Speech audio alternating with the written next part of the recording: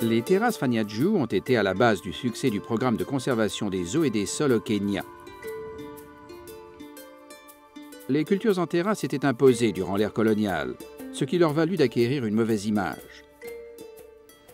Mais dans les années 1970, le gouvernement indépendant, avec le soutien des donateurs, a lancé des nouvelles initiatives visant à combattre l'érosion. Particulièrement adaptée aux terrains en pente dans les exploitations de petite taille, la terrasse Fanya-Juu a été une composante clé du programme de conservation. Le sol est creusé en fossés suivant les courbes de niveau de la pente, puis jeté à l'amont pour former des talus de 40 à 50 cm de hauteur. La construction et l'entretien s'effectuent à l'aide d'outils manuels.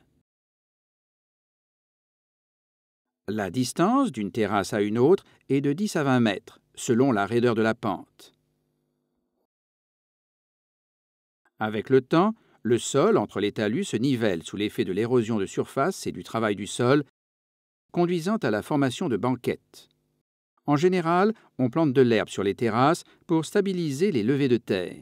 Là où les précipitations sont plus élevées, on favorise l'herbe à l'éléphant, car elle fournit du fourrage pour le bétail nourri en stabulation. Les bananiers s'accommodent très bien aux conditions humides créées en aval des talus. Les terrasses réclament un entretien régulier qui consiste à rejeter du sol en amont pour maintenir le niveau des talus. Dans cette région du Kenya oriental, ce sont traditionnellement les femmes des groupes Mwethia qui travaillent les terrasses. Les avantages étaient déjà évidents il y a 20 ans. Il y a une nette différence entre le maïs sur ce terrain non terrassé et à côté les plants luxuriants de Mkete Mbiti. La différence peut ni plus ni moins signifier un bon rendement au lieu d'une mauvaise récolte. Sur une année moyenne, la production augmente d'environ 50%. Mkete explique.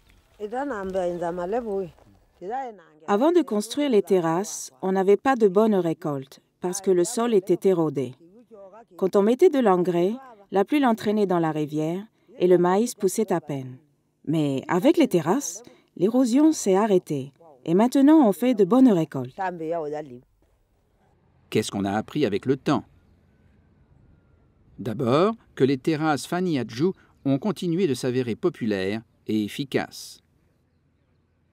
Au Kenya oriental, ces terrasses occupent aujourd'hui 3/4 des terres en pente cultivées. Vu du ciel, l'ampleur de l'effort de conservation est évidente. Et aujourd'hui, les terrasses s'étendent aux pays voisins.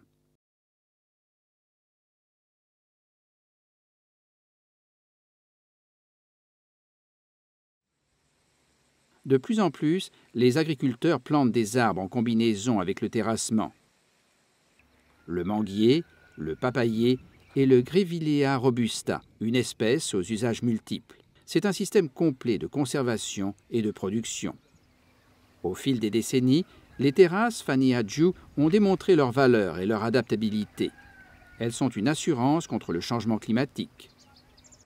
La sécheresse de 2009 au Kenya oriental n'a pas empêché les exploitations en terrasse de produire des récoltes. Munira Muleve, qui était une amie et une camarade de travail de Mkete, dépend encore aujourd'hui de ces terrasses. Malgré le manque de pluie, Munira et sa famille n'ont pas eu faim grâce aux efforts de conservation des eaux et des sols qui ont été investis.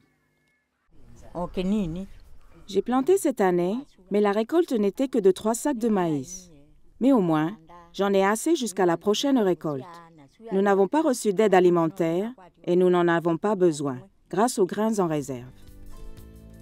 Les terrasses Fanya-Juu jouent un rôle central dans les petites exploitations agricoles des régions montagneuses de l'est du Kenya.